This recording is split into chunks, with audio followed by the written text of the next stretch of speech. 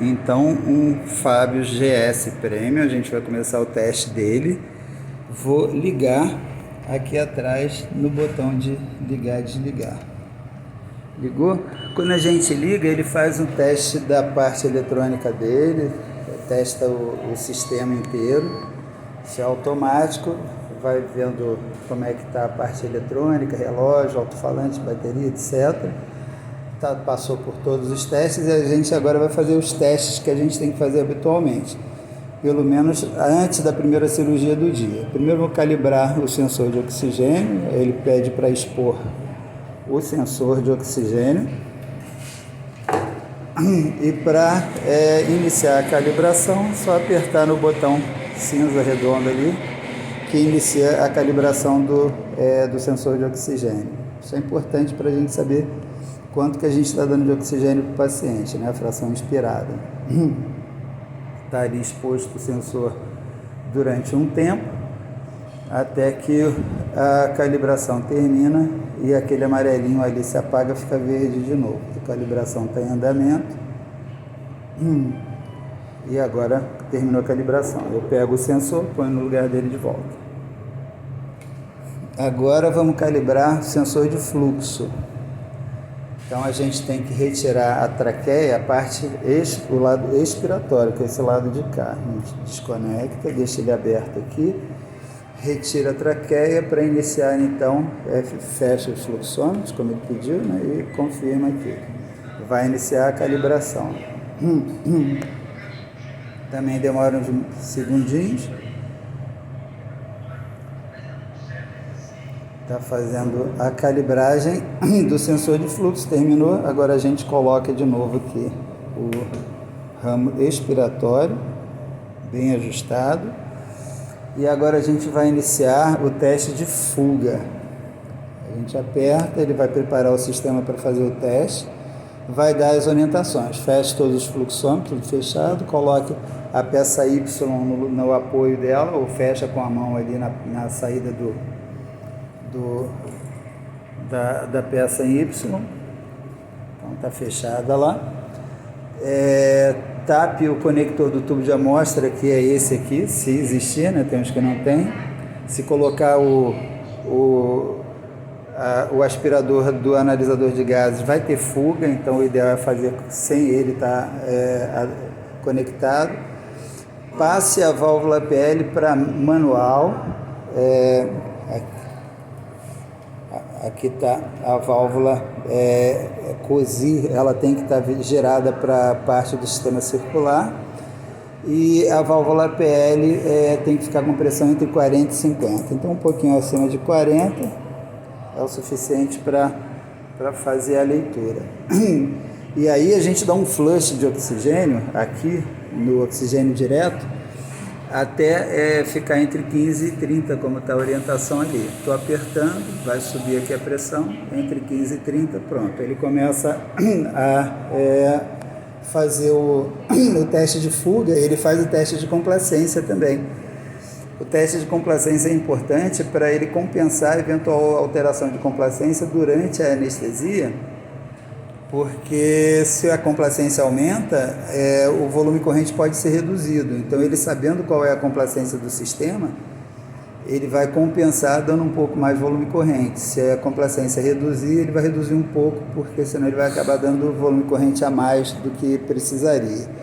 Outra coisa interessante de falar é que esses tubos corrugados, quando eles são utilizados, os descartáveis, eles vêm numa sanfoninha fechada, vem pequenininho. Então é importante a gente fazer esse teste com ele completamente aberto, do tamanho que a gente vai utilizar no paciente, porque aí o aparelho calcula a complacência do que a gente vai utilizar. Se você testa com aquilo encolhido e depois você estica para usar no paciente, você vai estar usando um dispositivo com complacência diferente do que aquela que era quando foi feito o teste de complacência. Então é importante que seja feito.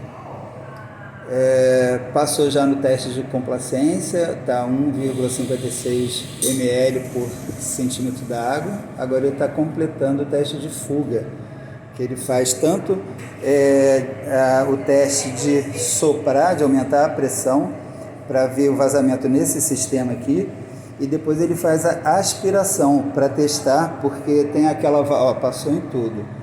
Ele faz essa parte de aspiração porque tem uma válvula que se fecha entre o sistema circular e o vaporizador, para quando o paciente está em ventilação controlada, a pressão das vias de administração de gases não seja transmitido para o vaporizador, porque senão altera a concentração do gás que você está dando para o paciente.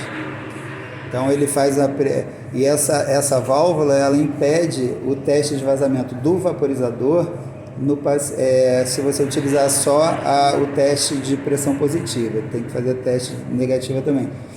Uma vez feito isso, se você trocar o sistema ali com o tubo corrugado, por exemplo, porque ele estava furado, ou porque você vai utilizar agora o aparelho numa criança muito pequena, você tem que utilizar o tubo corrugado infantil, você aí não precisa mais fazer esse teste que foi feito de vazamento agora.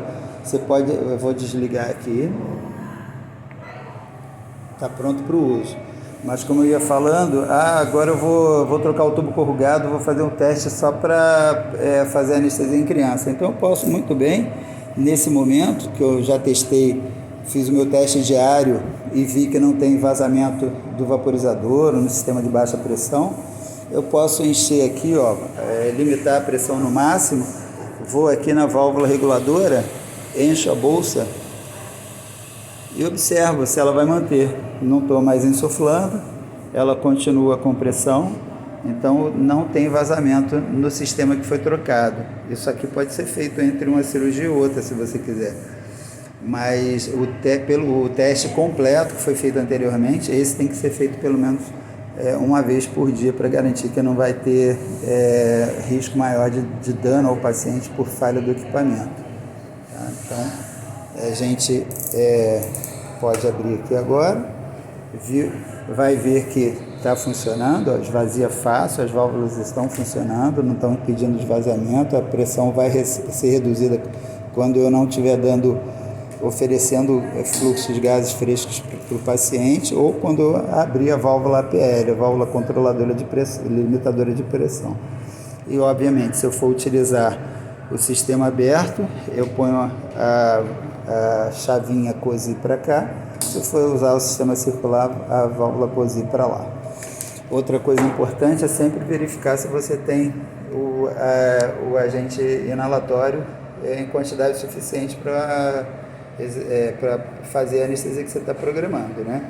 Se por acaso você for tirar esse vaporizador daqui, é sempre importante colocar no T, porque o T permite que você faça o transporte sem risco de retorno do líquido anestésico para a câmara de bypass, que seria um risco muito grande. Se você deitar o vaporizador sem estar nessa posição, o ideal é não deitar nunca, né? Mas se você deitar sem estar com a posição T de transporte, estiver em qualquer outra situação, você pode contaminar a via de bypass e o fluxo de bypass com líquido anestésico vai gerar uma concentração inspirada extremamente alta, com riscos de comprometimento de vida do paciente.